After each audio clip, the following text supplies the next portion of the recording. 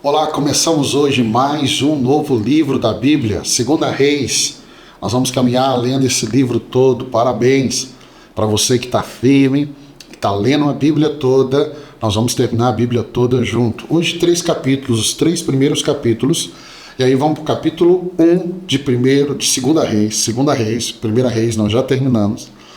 1 Reis, 2 Reis, nós vamos falar agora do capítulo 1. Ele vai falar sobre o julgamento do Senhor contra Acasias. Quem é Acasias? Rei de Israel, rei do reino do norte, das 10 tribos. Ele vai sofrer um acidente e ele vai buscar conselho de Baal-zebub, o deus de Ecrón. Ele não busca o Deus de Israel, ele busca o Deus de Ecrón. Ele não busca o Senhor, ele busca um ídolo. Então, aquilo que eu te falei, o reino do norte é marcado pela idolatria, pela desobediência. E aí Elias é enviado por Deus para repreender Acasias por sua idolatria. Ele vai profetizar a sua morte. Meu irmão, o caminho do pecado, idolatria é pecado. O caminho do pecado, o salário do pecado é a morte. Ao ler aqui 2 Reis, guarde isso no seu coração. Todo caminho de pecado é um caminho de morte. É um caminho de morte. Não tem saída. Se lermos o verso 19 até o verso de número 17, terminando o capítulo 1, nós vamos ver a tentativa de prender Elias, que vai resultar na morte de 50 homens pelo fogo do céu. Até que o terceiro capitão se aproxima humildemente de Elias, que então vai ao rei e repete a profecia. E aí o verso 17 e o verso 18, nós vimos o verso 9 ao verso 17, o verso 17 e o verso 18, Acasias morre conforme a palavra do Senhor proferida por Elias. Eu gosto muito de avaliar aqui do verso 9 ao verso 17, desses soldados que vão tentar tirar Elias do lugar onde ele está, e você vê esse profeta que tem autoridade, e ele vai clamar e fogo novamente do céu vai descer e vai matar aqueles primeiros grupos de soldados, até que o terceiro capitão vai de forma humilde até ele. O capítulo 1, ele mostra a morte de Acasias.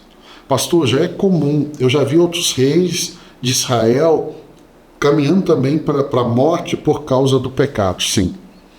Por isso que é importante, eu vou lendo a Bíblia, eu vou percebendo quão sério é um caminho de morte, um caminho de pecado, um caminho de idolatria.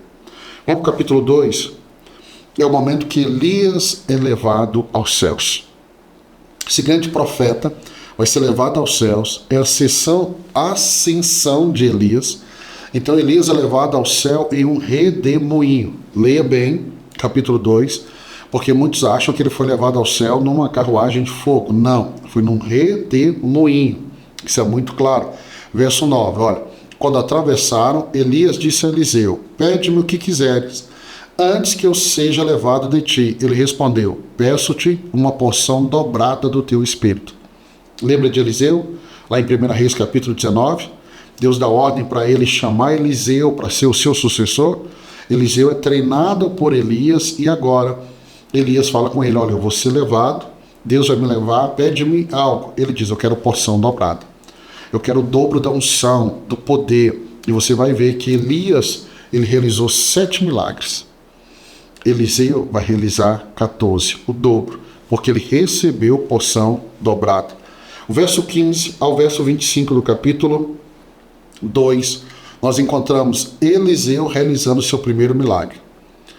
Nós vamos ver ele abrindo o rio Jordão, vamos ver ele purificando as águas de Jericó, e ele vai demonstrar esse poder profético, ou seja, a unção que estava sobre Elias, ela agora permanece sobre Eliseu. É o discípulo seguindo o caminho do seu mestre. Jesus vai dizer lá no Novo Testamento que um discípulo bem treinado, ele não é superior ao seu mestre, mas ele será igual ao seu mestre. E nós vamos ver aqui Eliseu, ele andando na unção de Elias. Na unção de Elias. Pastor, mas Eliseu não fez mais? Sim. Porque você vai ver que o ministério de Eliseu dura aí quase 40 anos. E ele vai realizar esses milagres. Por quê? Porque ele recebeu porção dobrada. Ele recebeu porção dobrada daquilo que estava sobre Elias, que foi colocado sobre ele. E Elias, pastor, Elias foi arrebatado aos céus. Subiu aos céus. Vamos para o capítulo 3. Capítulo 3, nós temos a rebelião de Moabe. Jorão, rei de Israel, do reino do norte, com apoio de Josafá, rei de Judá. Eu quero te lembrar que nós terminamos 1 Reis, eu te falando que Josafá estava seguindo, buscando ao Senhor. Então nós temos Jorão, rei de Israel, Josafá, rei de Judá, e o rei Edom. Eles vão se mover numa guerra contra Moabe, que vai se levantar contra Israel após a morte de Acabe.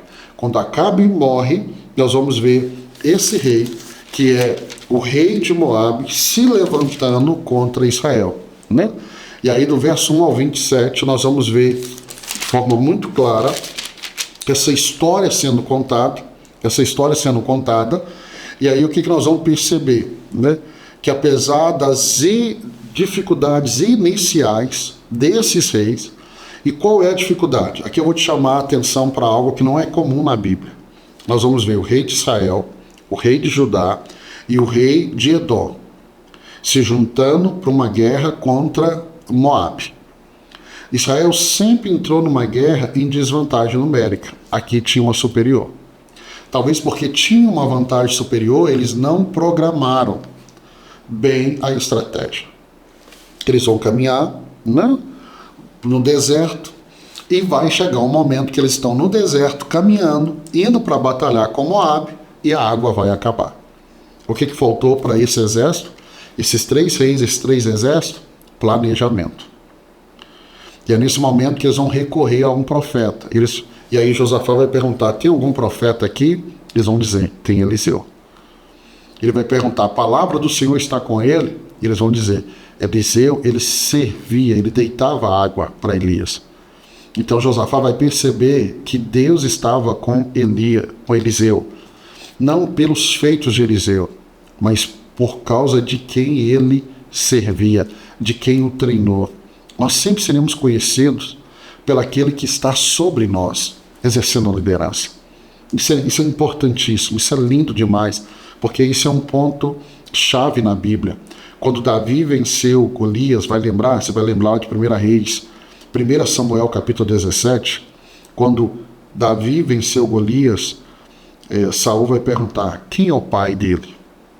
Por quê? Porque você quer conhecer alguém que tem autoridade, olha para quem é cobertura, olha para quem é autoridade. Por quê? Porque aquele que está sobre mim é o que traz respaldo para aquilo que eu vou fazer e para aquilo que eu vou realizar.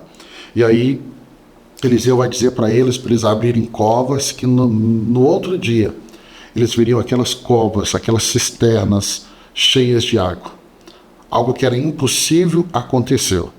Por quê? Porque tinha um homem de Deus ali, um profeta que abriu a boca e profetizou. Esses 3 reis quase perdem a vitória por uma falta de planejamento. Pastor, eu devo fazer planejamento? Deve. Faça planejamentos debaixo da orientação, consulte ao Senhor, não saia. Talvez porque eles eram numericamente superiores, eles não preocuparam com o item básico, água, e vão entrar no deserto sem água. Mas louvado seja o nome do Senhor, que tinha um homem de Deus ali, que profetizou, e Deus enviou águas. Isso é importante. Eu sempre preciso ter, perto de mim, homens e mulheres de Deus, que eu possa recorrer no tempo de dificuldade. Eu quero abençoar a sua vida. Começamos mais um livro da Bíblia, 2 Reis. Amanhã, se Deus permitir, nós vamos mergulhar no capítulo 4, 5 e 6. Deus abençoe sua vida. Se Deus permitir, eu te encontro aqui amanhã para mais uma leitura bíblica. Deus te abençoe.